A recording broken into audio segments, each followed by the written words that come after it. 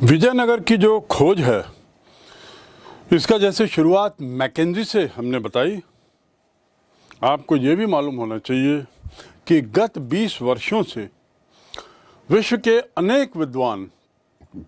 अनेकों विद्वान research scholars इस स्थल के बारे में और भी जानकारियां एकत्रित कर रहे हैं और अभिलेखों का अध्ययन कर रहे हैं और अपने अध्ययन के दायरे को बढ़ाते हुए विजयनगर साम्राज्य के जो अजूबे हैं उनको समझने की कोशिश कर रहे हैं। इसका विश्लेषण सतत रूप से जारी है।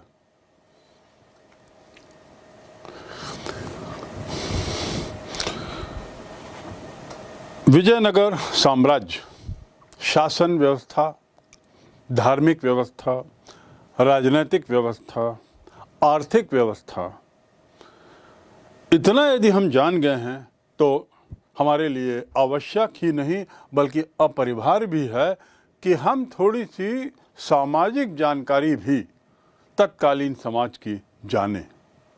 हम समाज के बारे में जानें जो इतने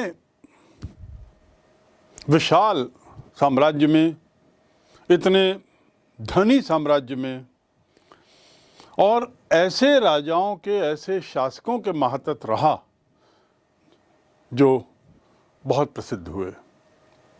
आखिर समाज कैसा था, समाज में क्या विविधताएं थीं? कुछ इसके उत्तर तो हमें तत्कालीन स्थापत्य कला, तत्कालीन आर्थिक व्यवस्था, तत्कालीन निर्माणों के आधार पर हम समझ सकते हैं, क्योंकि जो भी निर्माण या जो भी आर्थिक व्यवस्था थी उसमें जो लोग थे वे समाज का हिस्सा ही तो थे। लेकिन एक चीज़ और इसमें हमको सामाजिक व्यवस्था पर हमको जानने की ज़रूरत है। सबसे महत्वपूर्ण बात कि 15वीं सदी में जो लोग, जितने भी यात्री आए, चाहे वे निकोलो कोंटी हों, अब्दुल रज़ाक हों, रूस से निकितिन, या 16वीं शताब्दी में दुआर्दो बारबोसा, डोमिंगो पेस और इसके अलावा फर्नाओ नूनीस, इन सभी ने विस्तृत रूप से सामाजिक परिवेश, सामाजिक व्यवस्था का भी वर्णन किया है। उनके अनुसार इसके अध्ययन के बाद इन सब के द्वारा लिखी गई यात्रा वृत्तांतों के विश्लेषण से जो कुछ तर्क निकलते हैं, कुछ बातें सामने आती हैं, उसको हम थोड़ा संक्षिप्त में जान लें। पहला कि तत्कालीन समाज में एक तरीके से वर्ण व्यवस्था थी। वर्ण व्यवस्था का अर्थ ऐसी प्रथा जिसमें जातियां थीं, वर्ग थे, वर्गों का जो वर्गीकरण था वह थोड़ा लचीला था, उतना कठोर नहीं था जितना कि अन्य क्षेत्रों में था। और उसका कारण संभवतः इन राजाओं की सहिष्णुता, धार्मिक सहिष्णुता और संप्रदाय से जुड़े रहने की इच्छा रही होगी। दूसरा बिंदु कि ये सुसंगठित समाज था, यानी अच्छी तरह से व्यवस्थित था, वर्गीकरण भी स्पष्ट था, लोगों को अपने दायरे में रहने का आभास बना रहता था और वर्ग में जो विभाजन था वह विभाजन सभी को स्वीकृत था। तीसरा बिंदु, ब्राह्मण। ये जो समाज में वर्गीकरण किया गया था, भारत के अन्य समाजों की तरह यहाँ भी ब्राह्मणों को सर्वोच्च स्थान था, सर्वश्रेष्ठ स्थान था। ब्राह्मणों के बारे में हम 4-5 बातें यहाँ विशेष रूप से समझ लें। पहला कि सैनिक और असैनिक सेवाओं में इन्हें बड़े उच्च पद दिए जाते थे। ये लोग ब्राह्मण थे, धार्मिक दृष्टि से सर्वोच्च स्थान था, लेकिन समाज में इन्हें दोनों सैनिक कार्य और असैनिक कार्यों में ऊपर प्रतिष्ठित पदों पर इन्हें नियुक्त किया जाता था। इसके साथ ही इन्हें इतना महत्वपूर्ण माना जाता था कि इन्हें सामान्यतः अपराधों के लिए मृत्यु दंड नहीं दिया जा सकता था। ऐसा तत्कालीन समाज में कानून था या एक स्वीकृति थी, एक परंपरा थी। ब्राह्मण जिस स्थान में रहते थे उस स्थान की भूमि पर उनका नियंत्रण था। भूमि का दायरा भी काफी विस्तृत रहा होगा। चौथी बात, जिस स्थान पर रहते थे वहां तो भूमि नियंत्रण था ही, उसके भूस्वामी तो थे ही। इसके साथ ही उस क्षेत्र में, उस जमीनों में रहने वाले जो समाज के अन्य तबके के, अन्य वर्ग के लोग थे, वे भी उनके नियंत्रण में थे, इन ब्राह्मणों के नियंत्रण में थे जो उस क्षेत्र के भूस्वामी थे।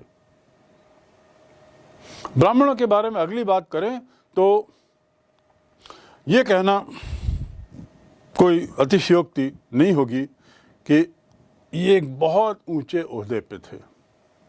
सैनिक असैनिक पद तो इनको मिलते ही थे। पुजारी के रूप में इन्हें बहुत अहम माना जाता था। इनकी भूमिका पुजारी के रूप में बड़ी अहम थी।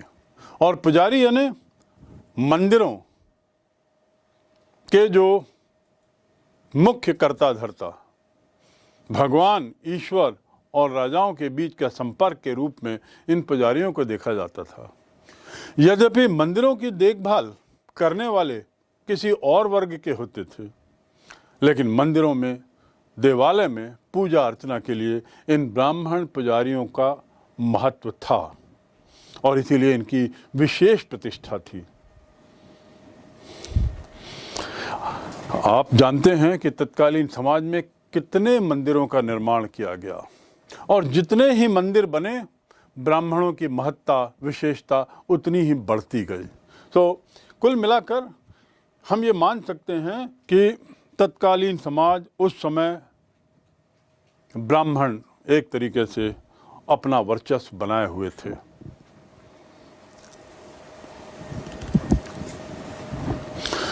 समाज में दूसरा वर्ग राजाओं का, उसके बाद ब्राह्मणों का, अब एक वर्ग था किसानों का। किसान उस समाज में एक बहुत आवश्यक अंग माने जाते थे और तत्कालीन सामाजिक व्यवस्था का आधार होते थे, क्योंकि सभी कोई उन पर निर्भर रहता था, सभी कोई किसान पर निर्भर रहते थे। इसके साथ ही किसानों के अलावा एक और समुदाय हुआ करता था जो व्यापारिक समुदाय होता था, जो अभिलेखों में जिनका नाम शेट्टी अथवा चट्टी के रूप में किया गया है। तो इस प्रकार ये व्यापारिक समुदाय, शेट्टी चट्टी, ये लोग भी अपने धन बल के आधार पे समाज में महत्वपूर्ण थे। अगला बिंदु तत्कालीन समाज के बारे में, उस समय दास प्रथा प्रचलित थी और इस दास प्रथा का प्रचलन उस समय एक सामान्य क्रिया मानी जाती थी। इसका विवरण इन विदेशी यात्रियों ने अपनी पुस्तकों में, अपने विवरणों में बखूबी किया है। विजयनगर की दास प्रथा का जिक्र करें तो यह भी हमें जानना जरूरी है कि दास प्रथा मात्र स्थापित ही नहीं थी, बल्कि अपने आधुनिक चरण में उनका क्रय विक्रय भी होता था। समाज में स्त्रियां सम्मानजनक स्थिति में थीं। वे साम्राज्य के राजनीतिक, सामाजिक एवं आर्थिक जीवन में भाग लेती थीं। स्त्रियों के लिए शिक्षा का प्रावधान था। विजयनगर एम्पायर में उच्च शिक्षा भी स्त्रियां प्राप्त करती थीं। वे संगीत, नृत्य और अन्य ललित कलाओं में पुरुषों की अपेक्षा थोड़ी ज्यादा पारंगत हुई। ऐसे अनेक विवरण, वृत्तांत इन यात्रियों से मिलते हैं। धनी और संपन्न लोगों में बहुविवाह की प्रथा प्रचलित थी। समाज में बाल विवाह का प्रचलन भी था, सती प्रथा भी विद्यमान थी और उच्च वर्ग की स्त्रियां पति की मृत्यु के बाद उनके शव के साथ जलकर सती हो जाने के विवरण भी मिलते हैं। शाकाहारी, मांसाहारी दोनों प्रकार का भोजन किया जाता था। ब्राह्मणों के अतिरिक्त अन्य जातियों के लिए खान पान के प्रतिबंध नहीं थे। लोग आमोद प्रमोद प्रिय थे, जीवन आनंदमयी बिताने में विश्वास करते थे, उत्सव मेले में उत्साहपूर्व भाग लेते थे और मनोरंजन के लिए उनके पास अनेक प्रकार के खेल थे जिसका वो आयोजन समय समय पर करते रहते थे, जैसे कुश्ती, घुड़दौड़, पशु पक्षियों के बीच में युद्ध। ये इनके एक तरीके से मुख्य मनोरंजन के साधन थे। अधिकांश जनसंख्या हिंदू धर्मानुयायी थी। बौद्ध, जैन, मुसलमान और ईसाई भी पर्याप्त संख्या में थे।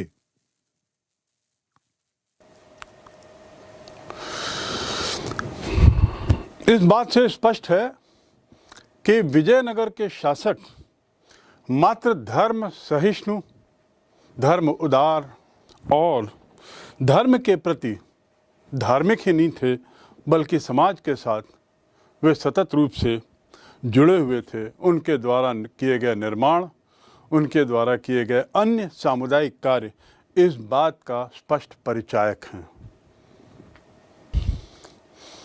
विजयनगर साम्राज्य के बारे में इतनी सारी जानकारी, विस्तृत जानकारी, जो अभी हमने समझने की कोशिश की, हमारे और आपके मन में कई सवाल उठते होंगे कि आखिर इतने विस्तृत निर्माण क्यों, किनके द्वारा।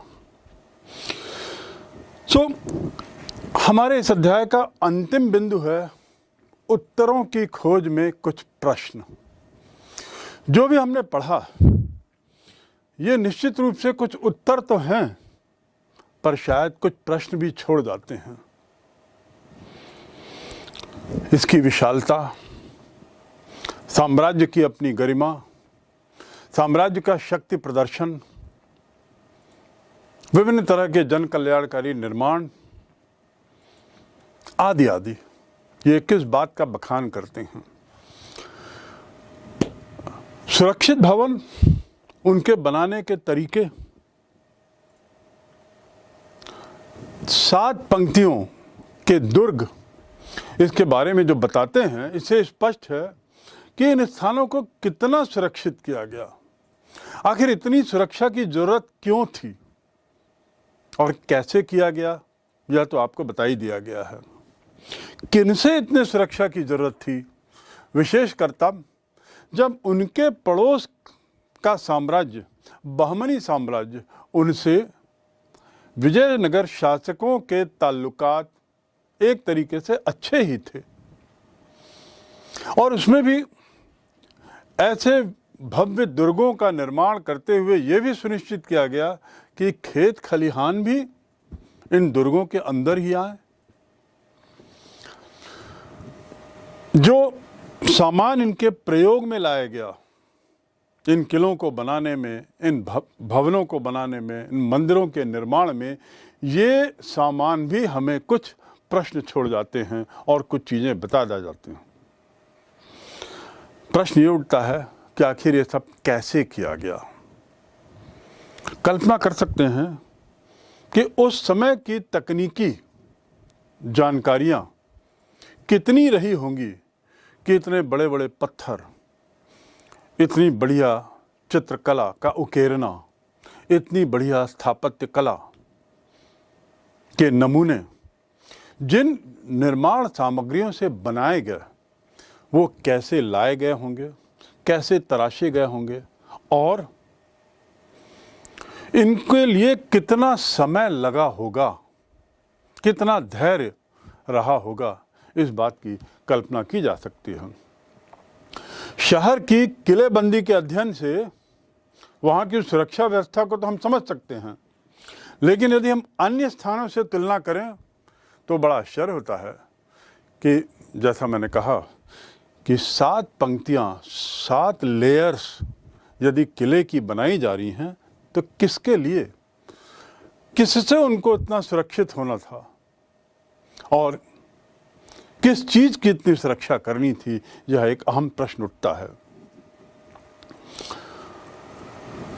लेकिन ये निर्माण कुछ उत्तर भी दे जाते हैं। कितना फैलाव था, कितनी शक्ति थी, कितना ये सत्ता के प्रति मोहित थे, इस बात का स्पष्ट उदाहरण ये स्थापत्य कला के सभी तरह के नमूने हैं। ये इस विचार को जाहिर करते हैं कि निर्माण कला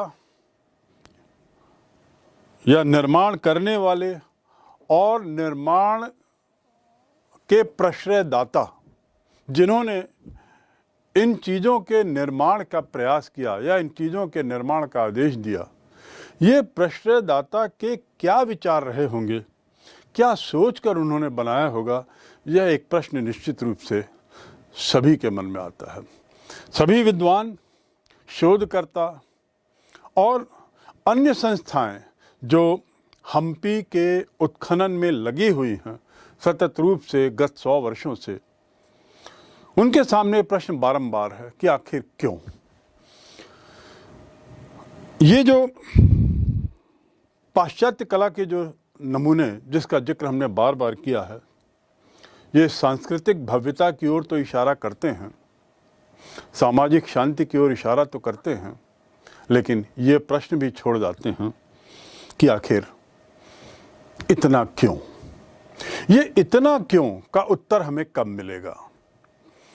और इसीलिए गत कुछ काल से जो शोध चल रहा है, जिसके बारे में मैंने पूर्व में बताया था कि हम तभी इन सबको समझ सकते हैं जब इन स्रोतों को जो अभिलेख के रूप में है या जो इन यात्रियों के विवरण के रूप में है, इन स्रोतों का मिलान यदि हम उन लोगों के विवरणों से किया जाए जो सामान्य जनता थी, जो उस क्षेत्र में रहते थे, बशर्ते हमें इन सामान्य जनता के विवरण मिले।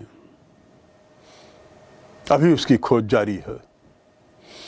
अंतिम प्रश्न जो इसके अध्ययन से, इस अध्याय के अध्ययन से उठता है, वह है कि जितनी ये जो मूर्तियां बनाई गई, इतनी शानदार सड़कें बनाई गई, इतने सुंदर गोपुरम बनाए गए, इतने विशाल दरबार हॉल बनाया गया, महामंडप बनाया गया, ये सब क्या सामान्य जनता की पहुंच तक था, या जो उस आसपास के क्षेत्र में रहते थे, पुरुष, महिलाएं, वहाँ की जनसंख्या, क्या इनकी पहुंच पे था या ये इसके दायरे से बाहर थे।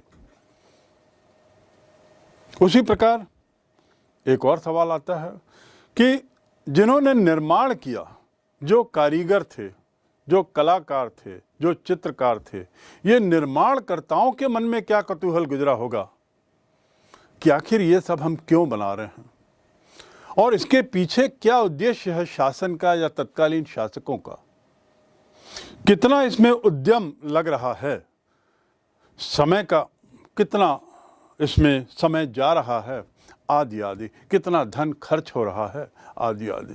तो इस प्रकार ये सब प्रश्न इस पूरे अध्याय को पढ़ने के बाद भी छूट जाते हैं और आज की तारीख में हम इस पर अनुत्तरित ही रहते हैं। मूर्तियों का बनाया जाना, मंदिरों की अनेक जगह स्थापना होना, आखिर ये किन के लिए? क्या ये जो सामान्य व्यक्ति थे जब मूर्तियों के सामने से गुजरते थे तो क्या रुकते थे? क्या उनको इस बात की अनुमति थी कि उस जगह पर रुक सकें, मंदिरों को, मूर्तियों को निहार सकें, उनको समझने की कोशिश कर सकें, उनका विवेचन कर सकें? ये प्रश्न भी आज अनुत्तरित है। तो इस प्रकार इन कार्यों के बारे में ये लोग क्या सोचते थे, यह अभी प्रश्न चिन्ह ही बना हुआ है।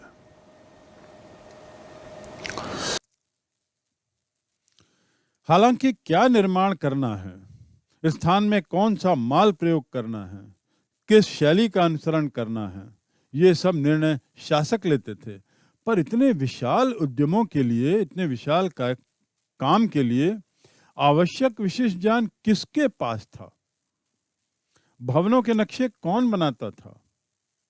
राजगीर, पत्थर काटने वाले मूर्तिकार जो वास्तव में निर्माण करते थे, वे कहां से आते थे, कौन थे, कहां के थे? क्या उन्हें युद्ध के दौरान पड़ोसी क्षेत्रों से बंदी बनाया जाता था? यह भी सवाल उठता है। उन्हें किस प्रकार का वेतन मिलता था? निर्माण गतिविधियों का अधीक्षण कौन करता था? निर्माण के लिए कच्चा माल कहां से कैसे आता था, कितना आता था?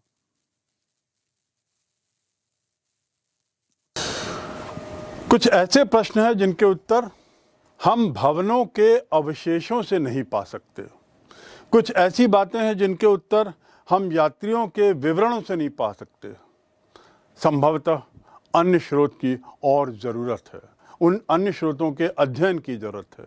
इस संबंध में शोधकर्ताओं और विद्वानों से ये अपेक्षा है कि वे निष्पक्ष रूप से नए स्रोतों को खोजें, नए अभिलेखों का नए रूप से निष्पक्ष तरीके से अध्ययन करें और जानने की कोशिश करें कि विजयनगर साम्राज्य जो था, जैसा हमने जाना, आखिर इसका अंत कहाँ था? क्या सामान्य जनता, वहाँ की जो जनसंख्या, या मात्र शासक और ब्राह्मण वर्ग?